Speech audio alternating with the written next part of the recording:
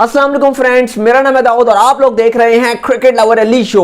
अली आज के शो में हमारे साथ मौजूद नहीं रहेंगे, लेकिन जो हमारा सेगमेंट होता है दिन भर की बड़ी खबरें और टॉप 5 का सेगमेंट होता है वो मैं लेकर आपके लिए हाजिर हूं।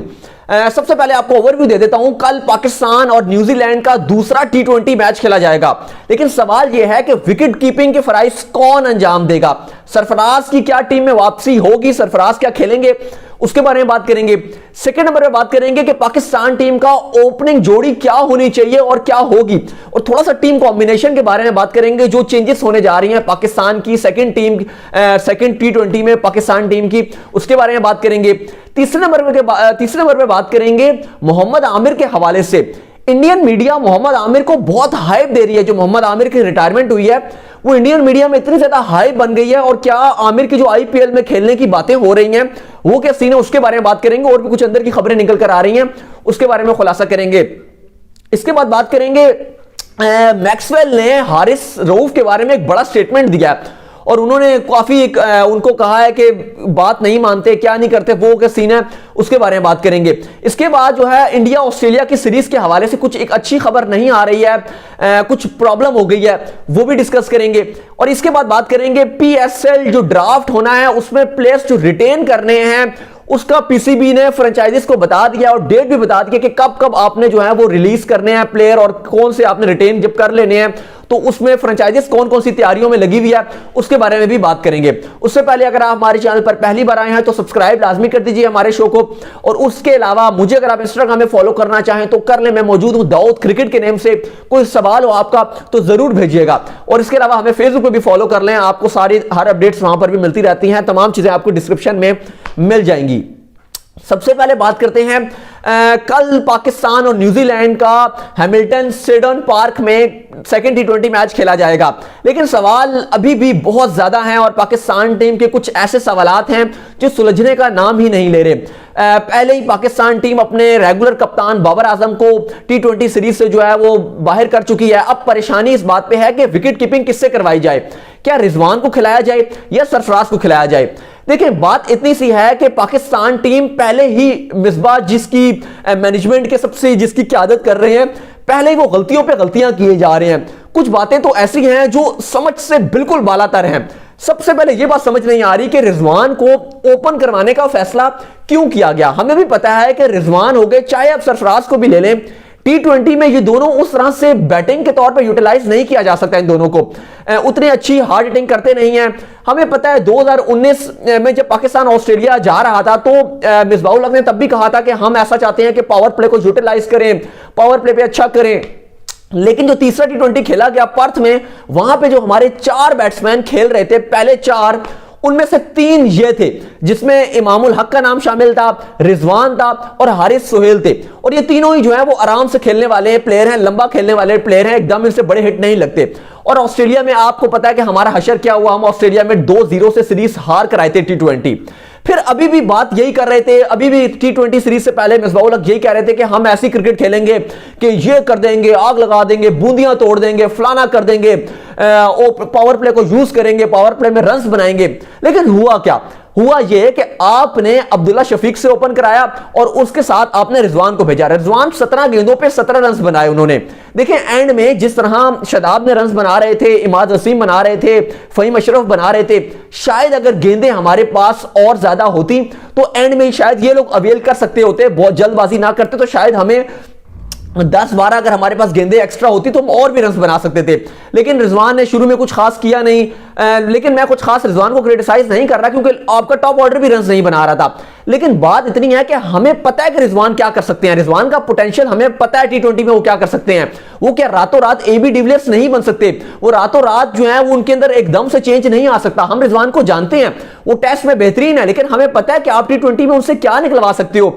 हम कैसे उम्मीद लगा लें कि रिजवान जो है वो छक्के मारेंगे, हम कैसे उम्मीद लगा लें कि अब्दुल्ला शफीक, अभी वो यंग है, अभी तो उसने PSL भी नहीं खेला, अभी उसका इंटरनेशनल के लिए अभी वो इतना तैयार नहीं हुआ कि हम अभी उम्मीद लगा लें कि अब्दुल्ला शफीक जो है वो T20 में हमें न्यूजीलैंड के अंदर छक्के मारना शुरू कर दे। अगर अब्दुल्ला शफीक रन्स बनाता है तो वेल एंड गुड, लेकिन अगर वो नहीं बनाता तो हम उसको क्रिटिसाइज नहीं कर सकते। वो यंगस्टर है, अभी उसको टाइम चाहिए, अभी 20 साल का वो बच्चा है, अभी हम उस पर कुछ नहीं कह सकते हम उसको। लेकिन बात इतनी सी है कि मिसबाहुल हक को तो पता है, वो तो एक अच्छा सोच बूझ रखते हैं, बहरहाल ये ओपनिंग की जो बारी है वो इसको आगे थोड़ी देर बाद कैरी ऑन करेंगे। पहले जो सरफराज और रिजवान का मुद्दा है उसको पहले मैं क्लियर कर दूं। देखिए बात इतनी सी है कि अगर आप सरफराज को लें तो लास्ट जब इंग्लैंड का आखिरी टी20 मैच खेले थे तो पाकिस्तान जीत गया था। उससे पहले अगर बात की जाए जो सेकंड मैच था पाकिस्तान वो हार गया था, वहां पर रिजवान ही कीपिंग कर रहे थे और उसके बाद जिम्बाब्वे सीरीज में सरफराज थे नहीं, रिजवान से आपने कीपिंग कराई और उसके बाद आपने रिजवान से ही अभी आपने कीपिंग शुरू करवा दी टी20 में। देखिए बात इतनी सी है कि रिजवान टेस्ट मैचेस खेलेंगे और सारे टेस्ट मैचेस खेलेंगे विदाउट एनी डाउट, सरफराज को तो वहां चांस नहीं मिलेगा। अभी सरफराज और रिजवान एक जैसे हैं, लेकिन अगर सरफराज विकेट के पीछे आ जाते हैं, लास्ट जो पाकिस्तान का दौरा न्यूजीलैंड था सरफराज ने 2-1 से पाकिस्तान को जितवाया था। इवन विद द बैट भी सरफराज अहमद की अच्छी खासी परफॉर्मेंसेस थी। एक मैच में 40+ रन बनाया था, दूसरे मैच में उन्होंने 27 रन बनाए थे कोई 20-21 गेंदों पे, तो विद द बैट ठीक ठाक उनकी परफॉर्मेंसेस थी। लेकिन रिजवान का हमें पता है कि टी20 में रिजवान कुछ उखाड़ नहीं सकते। अगर आप जबरदस्ती उनसे रन्स बनवा भी लेते हैं कि नहीं हम तीनों टी20 में इसको ही ओपन करवाएंगे, कसम अगर उठा लेते हैं मिसबाहुल हक, तो फिर शायद वो कोई थोड़े बहुत रन्स भी बना ले, लेकिन वो पाकिस्तान के लिए फायदेमंद नहीं हो सकते। मुझे नहीं पता कि जितने भी क्रिकेट फैंस हैं, हम पहले ही से ही रोना पिटना हमने शुरू कर दिया था कि यार रिजवान को मत ओपन कराओ, रिजवान को मत ओपन करवाओ। सारे फैंस कमेंट करके बोल रहे थे, मैं और अली यहां पर बोल रहे थे, लेकिन जो नहीं सुन रहा था, यानी कि भैंस के आगे बींग बजाने के मुतरादिफ था, उसके सामने वो मिसबाहुल हक थे, क्योंकि वो भैंस बने हुए थे, वो नहीं सुन रहे थे और वो कहते हैं नहीं जी मैं तो खिलाऊंगा और इसको ओपन ही कराऊंगा। वही वाली बात है कि कचरा तो खेलेगा और कचरा तो ओपन करेगा। लगान मूवी का जो डायलॉग है, कचरा तो खेलेगा आमिर खान जिसमें कहते हैं, तो मिसबाहुल हक तो कहते हैं कि भाई कुछ भी हो जाए रिजवान को मैं खिलाऊंगा और ओपन भी करवाऊंगा। देखिए रिजवान का अगर आप ऑल टाइम विकेट कीपर देख लें टॉप 10 रैंकिंग में, तो रिजवान का सबसे वर्स्ट स्ट्राइक रेट है, 100 का भी नहीं है, बिलो 100 है। बाकी टीम्स देखें उनके विकेट कीपर कौन है, न्यूजीलैंड का साइफर्ट है, इंडिया की बात करें तो केएल राहुल और ऋषभ पंत उनके पास आते हैं, इंग्लैंड की बात करें तो बटलर बेरिस्टो आते हैं।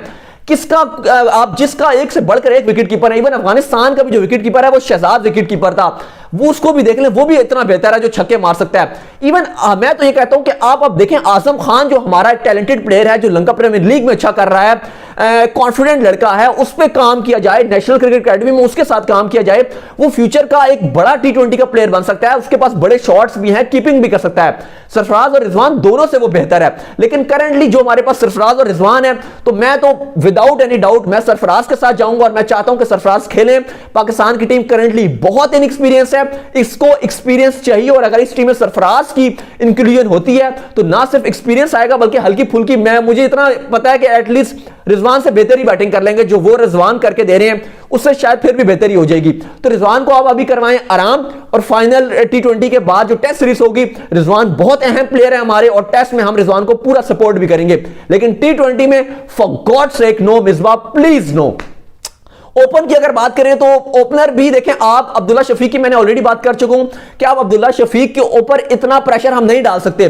सीधी सी बात है, अगर आप हैदर अली से ओपन नहीं करवाना चाह रहे, आप चाह रहे हो कि हैदर अली को हमने नंबर 3 का बनाया प्लेयर, उसका नंबर ना छेड़े, वो भी नया लड़का है 22 साल का, उसने भी कहां इतने मैचेस खेले हैं, इंग्लैंड के अगेंस्ट उसने डेब्यू किया, फिर ठीक है आप खुईदिल शाह को ऊपर के नंबरों पर चांस दो। अगर बाबर आजम नहीं है, आप खुईदिल शाह को ऊपर खिलाओ।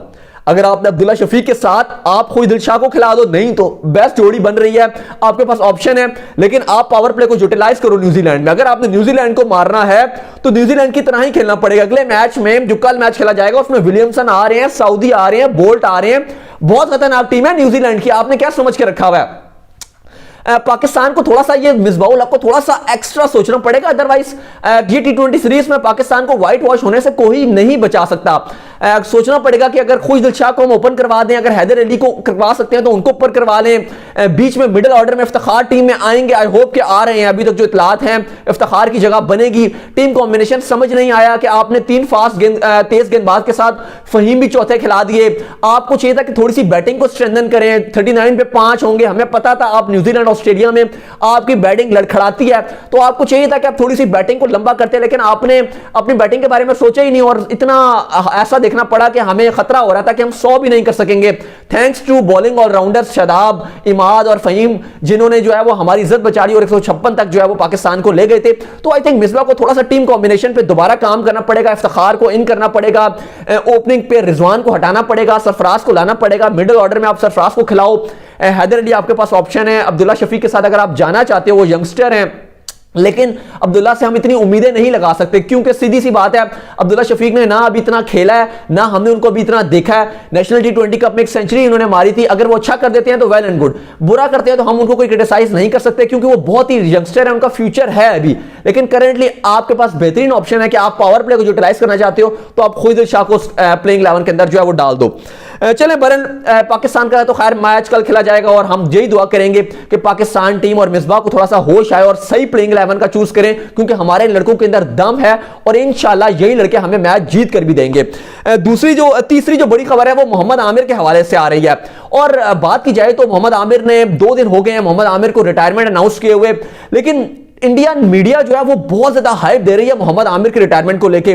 तमाम मीडिया के फॉरवर्ड क्रिकेटर्स हैं, उन्होंने ट्वीट किया आमिर को लेकर।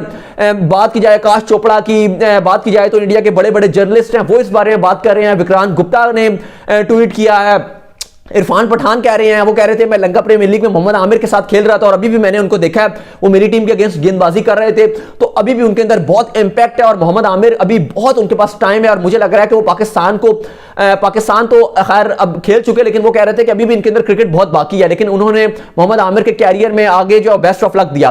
बहरहाल इंडिया में काफी बात की जा रही है और इंडियन मीडिया में कि अगर मोहम्मद आमिर इंडिया में होते तो शायद ये और बड़े बॉलर होते और लॉन्ग टर्म खेल सकते होते। उनका मानना है, काफी इंडिया में ये बात की जा रही है, इंडियन मीडिया में उनके कुछ न्यूज चैनल्स में भी ये बात चल रही है कि पाकिस्तान की मैनेजमेंट यानी कि पीसीबी ने इनको ठीक तरीके से इस्तेमाल नहीं किया। पहले तो वो कहते हैं कि ठीक है मतलब कि इनका कैरियर दागदार था, ये था फलाना था, लेकिन जब वो कहते हैं कि वापस आ गए थे तो वो यही कहते हैं कि मोहम्मद आमिर को सही तरीके से यूटिलाइज नहीं किया गया। और अब ये भी इतलात आ रही है और काफी इंडिया के जो है वो अखबार ये रिपोर्टिंग कर रहे हैं कि मोहम्मद आमिर पॉसिबल है कि अगर वो इंग्लैंड शिफ्ट हो जाते हैं तो मोहम्मद आमिर आईपीएल भी खेल सकते हैं और आईपीएल में उनकी बहुत मांग होगी और हाथों हाथ उनको आईपीएल में लिया जाएगा, क्योंकि जाहिर है मोहम्मद आमिर की फैन फॉलोइंग बहुत होती है और ऐसे क्रिकेटर्स को फ्रेंचाइजीज हाथों हाथ लेती हैं। तो ऐसी भी बात की जा रही है, कुछ लोग कह रहे हैं आरसीबी में आ जाएगी, कुछ लोग कह रहे हैं केकेआर शाहरुख खान उनको ले लेंगे, लेकिन बात यह की जा रही है कि मोहम्मद आमिर की बहुत वाह हो रही है कि अगर वो रिटायरमेंट के बाद यूके जाते हैं तो फौरन वो आईपीएल में भी खेल सकते हैं।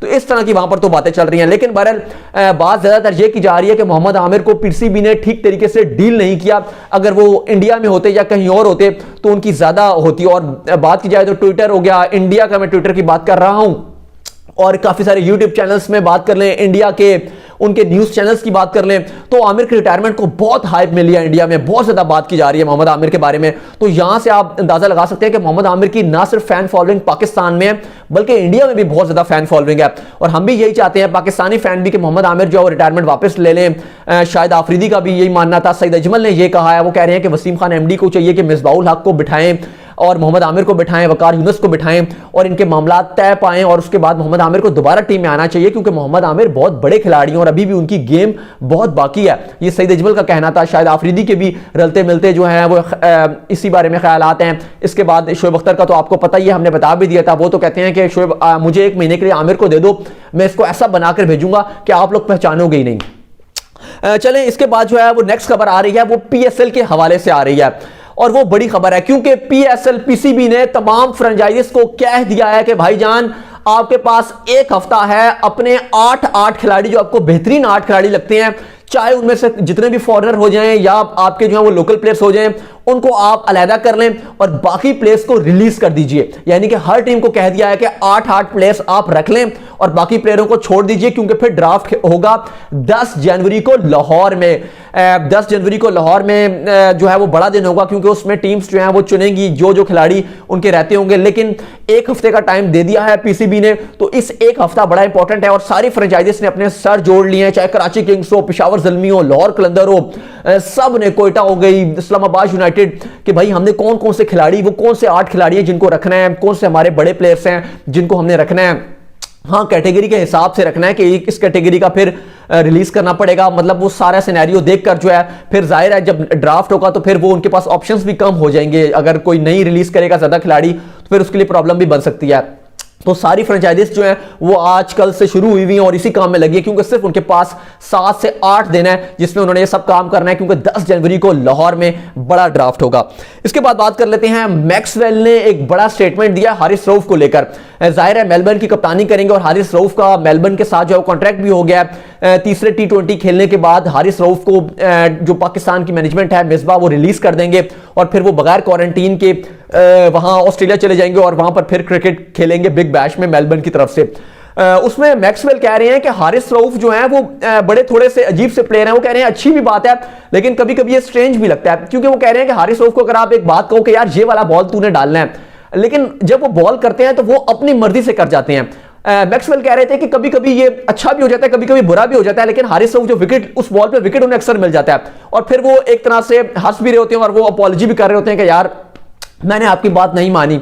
तो यही बात कर रहे थे कि हारिस रऊफ जो है वो एक बहुत ही हाई क्वालिटी प्लेयर है, वो अपनी करते हैं, एग्रेसिव हैं और थोड़ा सा वो अपनी बात जो है वो मनवाते हैं। तो काफी इस बात पे जो है वो मैक्सवेल जो है वो हारिस रऊफ को प्रेस भी कर रहे थे कि ये बहुत एग्रेसिव प्लेयर है और अपने आगे किसी की बात नहीं मानते, लेकिन ये एक बड़ा खिलाड़ी है और एग्रेसिव और फ्यूचर में बहुत बड़ा स्टार बनेगा। इसके बाद जो आखिरी खबर आ रही है वो भारत और ऑस्ट्रेलिया के हवाले से आ रही है और कुछ अच्छी खबर नहीं है, क्योंकि सिडनी में एक कोविड पॉजिटिव आ गया है और इस वजह से क्रिकेट ऑस्ट्रेलिया ने और कुछ जो सिडनी के जो रिहायशी हैं उनको कह दिया गया है कि आप जो है वापस आ जाओ। और कुछ जो कमेंटेटर्स कर रहे हैं जिसमें ब्रेट ली का नाम सरफहरिस्त है, उनको कह दिया गया जी कि आप जो है वो सिडनी वापस आ जाएं। तो मसला थोड़ा सा जो है वो बन गया।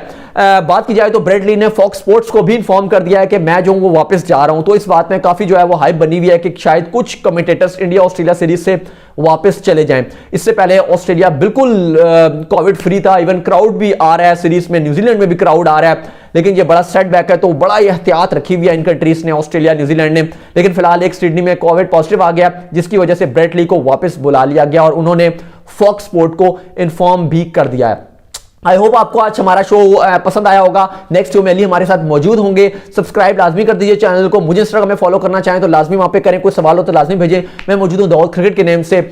आपसे इजाजत ले लेता हूं। सो टिल देन, अल्लाह हाफिज, बाय बाय।